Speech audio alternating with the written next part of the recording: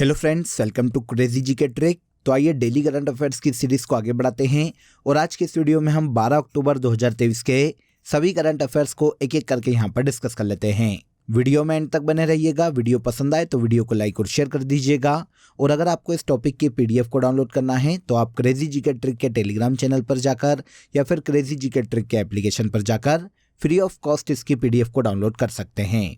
तो चलिए आज के करंट अफेयर का सबसे पहला क्वेश्चन देखते हैं। अंतर्राष्ट्रीय मुद्रा कोष की रिपोर्ट के अनुसार वित्तीय वर्ष 2023-24 में भारत की संशोधित अनुमानित जीडीपी वृद्धि दर क्या है? तो देखिए, आईएमएफ की हाल ही में एक रिपोर्ट आई है फ्रेंड्स, जिसके अनुसार फाइनेंशियल ईयर 2023-24 के लिए भारत की जीडीपी वृद्धि दर को 6.3% रहने का अनुमान लगाया गया है। आंसर डी हो जाएगा। पिछली बार के मुकाबले आईएमएफ ने देखिए फाइनेंशियल ईयर 2023-24 के लिए भारत की जीडीपी वृद्धि दर को 6.1% से बढ़ाकर 6.3% कर दिया है। आईएमएफ ने ये जो बढ़ोतरी है फ्रेंड्स, ये अप्रैल जून के दौरान उम्मीद से अधिक भारत की जो मजबूत खपत हुई है प्रोडक्ट और सेवाओं की, उसको देखते हुए बढ़ाया है। आईएमएफ ने देखिए अप्रैल 2023 में भारत की जीडीपी ग्रोथ का अनुमान 5.9% लगाया था। जुलाई में इसने इसे बढ़ाकर 6.1% किया था और अब अक्टूबर 2023 में इसने इसे एक बार फिर से बढ़ाया है और अब भारत की जीडीपी वृद्धि दर का अनुमान 6.3% कर दिया है। इसके अलावा देखिए भारत की फाइनेंस मिनिस्ट्री और आरबीआई ने फाइनेंशियल ईयर 2023-24 के लिए भारत की जीडीपी वृद्धि दर 6.5% तक रहने का अनुमान लगाया है। तो ये भारत की एजेंसी या भारतीय रिजर्व बैंक का अनुमान है 6.5% का और अब इंटरनेशनल मॉनिटरिंग फंड ने फाइनेंशियल ईयर 2023-24 के लिए भारत की जीडीपी वृद्धि ग्रोथ का अनुमान 6.3% लगाया है। आईएमएफ के बारे में आप सभी जानते हैं फ्रेंड्स, पूरे वर्ल्ड में यूनाइटेड नेशन की एक प्रमुख वित्तीय एजेंसी है जिसकी स्थापना जुलाई 1944 में ब्रेटन वुड्स सम्मेलन के दौरान की गई थी। वर्तमान में 190 कंट्रीज इसकी मेंबर कंट्री है। वॉशिंगटन डीसी यूएसए में इसका हेडक्वार्टर स्थित है और क्रिस्टलिना जॉर्जीवा वर्तमान में आईएमएफ के मैनेजिंग डायरेक्टर के पद पर हैं। देखिए दोस्तों, अगर आपको मंथली करंट अफेयर्स की डिटेल पीडीएफ लेना है तो आप रूट एप्लीकेशन या crazy G K trick application से डाउनलोड कर सकते हैं। साथ ही आप वीडियो के कमेंट बॉक्स में भी लिंक दिया हुआ है जहां से क्लिक करके आप ले सकते हैं। इन मंथली करंट अफेयर्स पीडीएफ में देखिए पूरे मंथ के जो सबसे ज्यादा एग्जाम रिलेवेंट क्वेश्चन होते हैं उन क्वेश्चन को यहाँ पर डिटेल के साथ प्रोवाइड किया गया है, जो एग्जाम के लास्ट टाइम रिवीजन में आपको बहुत हेल्प करता है। तो एक बार जरूर क्लिक करें। चलिए आगे बढ़ते हैं। इसके बाद सेकंड क्वेश्चन देखिए, हुरून इंडिया रिच लिस्ट 2023 के अनुसार भारत के सबसे अमीर व्यक्ति कौन हैं? तो हुरून इंडिया रिच लिस्ट 2023 के अनुसार भारत के सबसे अमीर व्यक्ति मुकेश अंबानी घोषित किए गए हैं। देखिए फ्रेंड्स, ये जो रिपोर्ट है हुरून इंडिया और 361 वेल्थ द्वारा संयुक्त रूप से जारी की जाती है। 2023 की इस लिस्ट को हाल ही में जारी किया गया है जिसमें भारत के अरबपतियों की सूची जारी की गई है। हुरून इंडिया की इस लिस्ट के अनुसार रिलायंस इंडस्ट्री के चेयरमैन मुकेश अंबानी इस लिस्ट में पहले नंबर पर हैं। मतलब इस रिपोर्ट के अनुसार मुकेश अंबानी भारत के सबसे अमीर व्यक्ति हैं। इस लिस्ट में दूसरे नंबर पर अडानी ग्रुप के चेयरमैन गौतम अडानी को रखा गया है। तीसरे स्थान पर सीरम इंस्टीट्यूट ऑफ इंडिया के managing director Cyrus S Poonawalla को दिया गया है और चौथा स्थान HCL के शिव नादर को दिया गया है। अब इस रिपोर्ट के अनुसार पुरुषों में भारत के सबसे अमीर व्यक्ति मुकेश अंबानी हो जाते हैं। इसके अलावा देखिए, अगर महिलाओं की बात करें तो भारतीय सॉफ्टवेयर कंपनी जोहो कॉरपोरेशन की राधा बेम्बू भारत की सबसे अमीर भारतीय महिला है।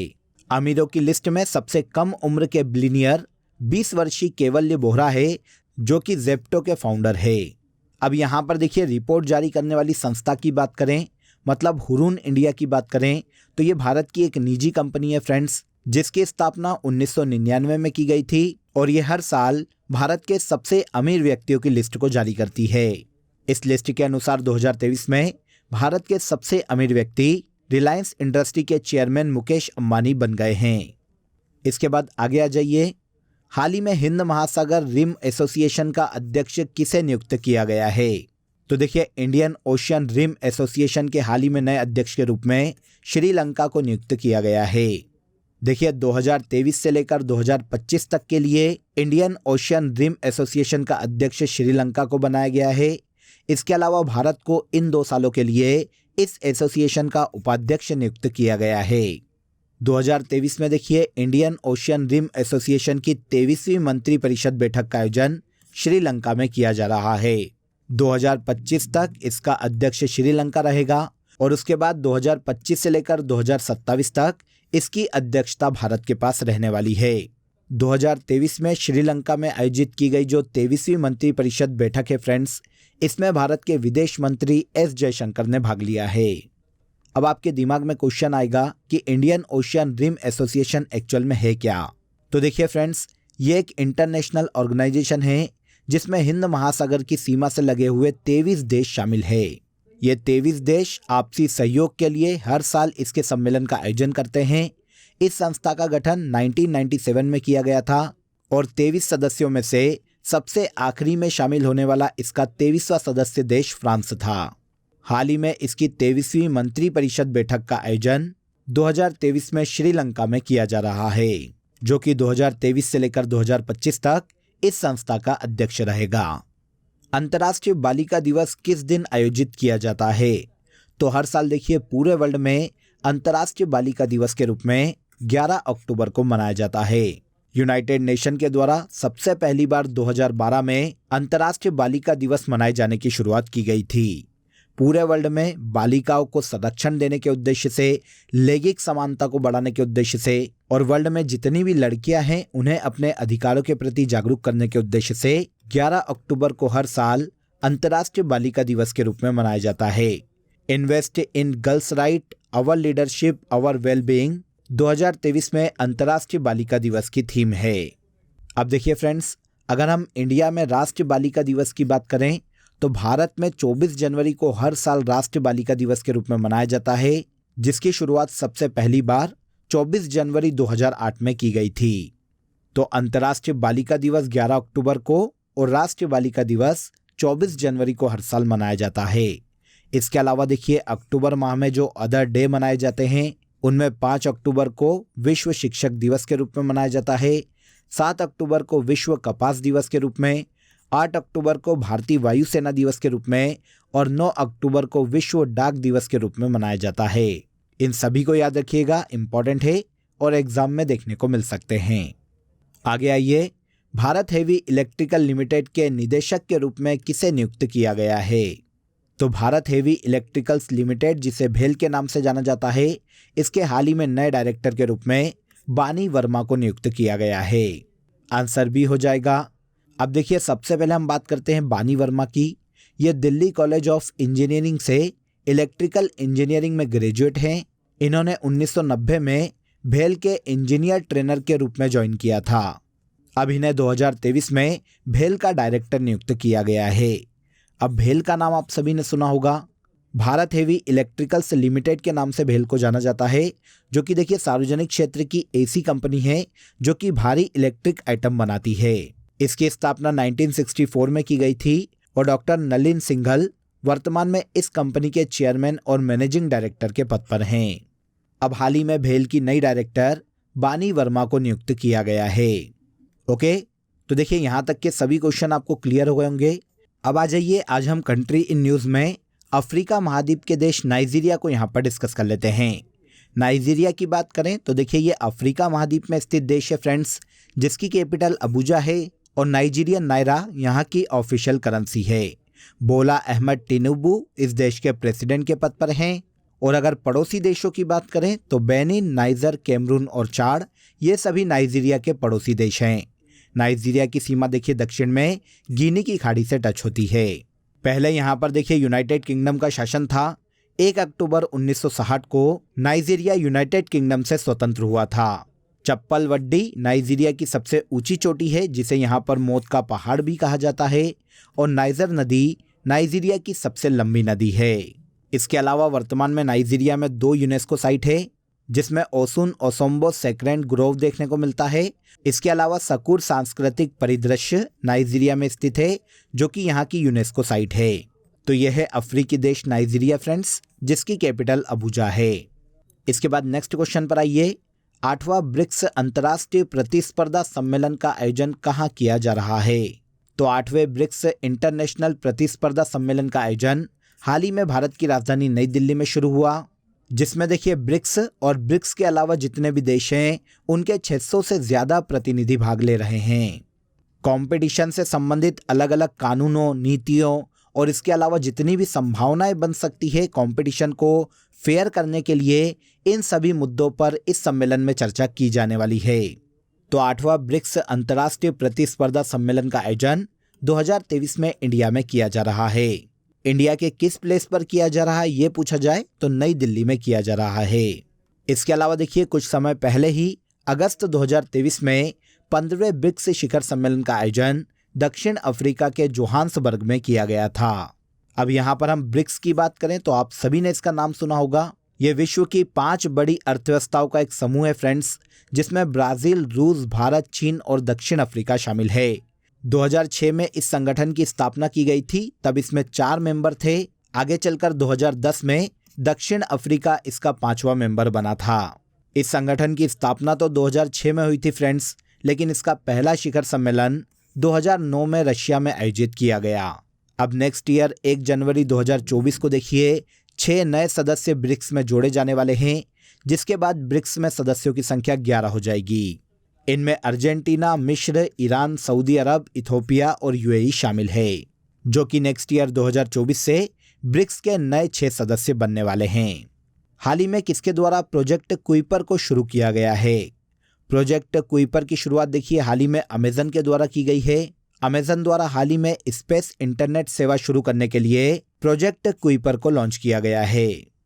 देखिए स्पेस इंटरनेट सेवा शुरू करने के लिए अमेजन के द्वारा प्रोजेक्ट कुइपर के तहत कुइपर सेट 1 और कुइपर सेट 2 नाम के 2 सैटेलाइट को हाल ही में लॉन्च किया गया है।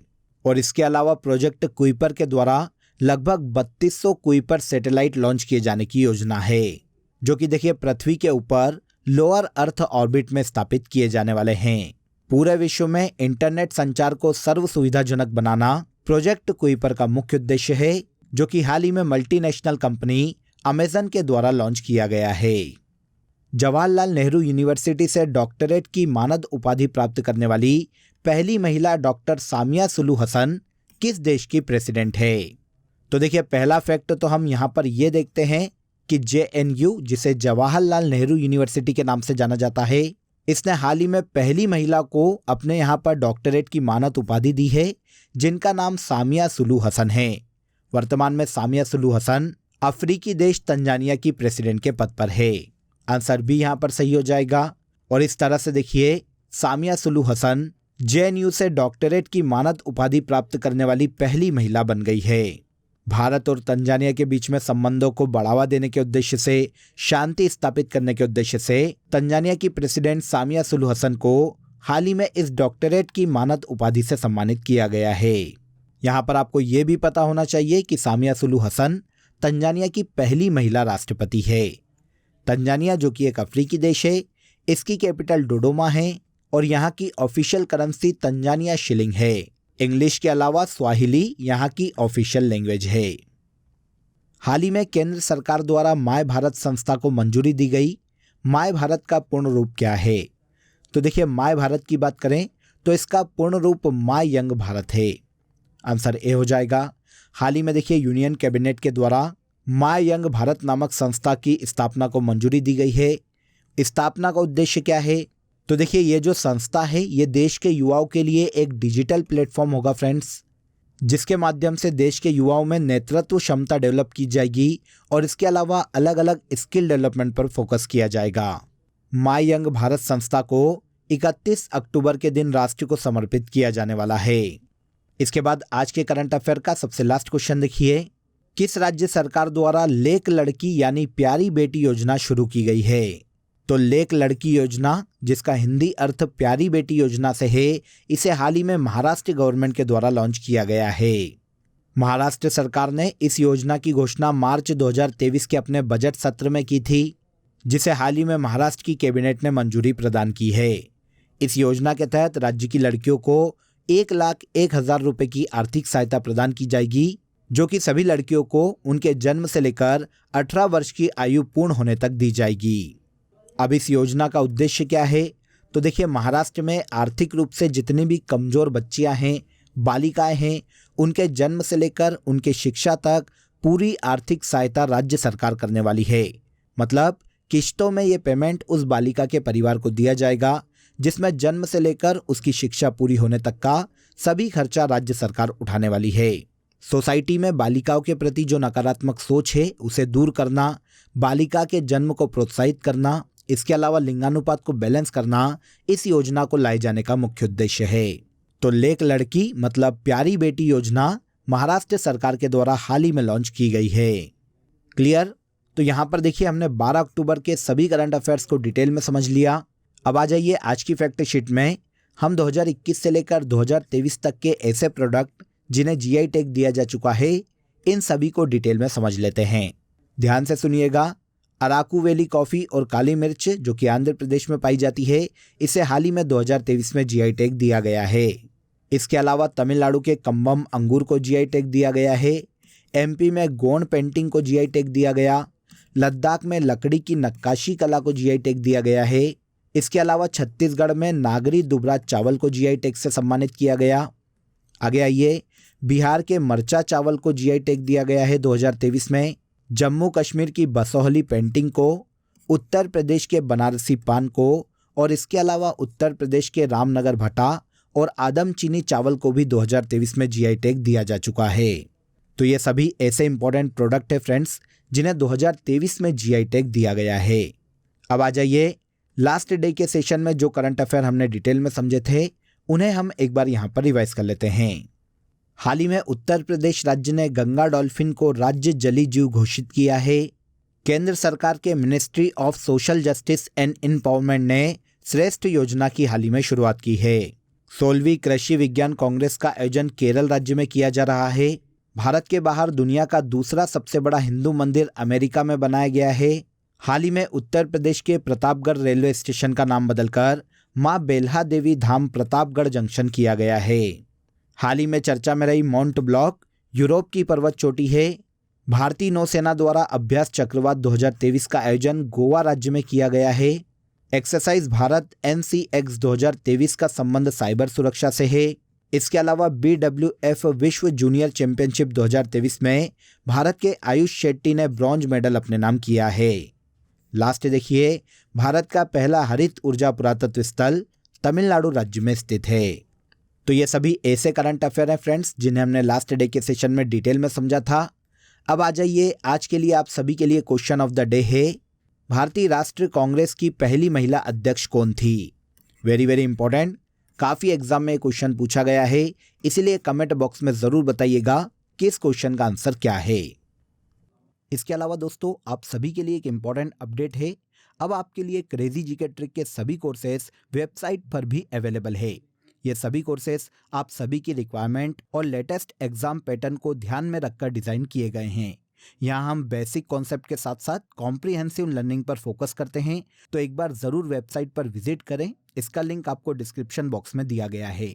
तो आज के इस वीडियो में बस इतना ही। अगर वीडियो अच्छा लगा हो तो वीडियो को लाइक और शेयर कर दीजिए, चैनल को सब्सक्राइब कर लीजिए। कल फिर मुलाकात करेंगे नेक्स्ट डे के करंट अफेयर में। तब तक अपना ख्याल रखिए। जय हिंद, जय भारत।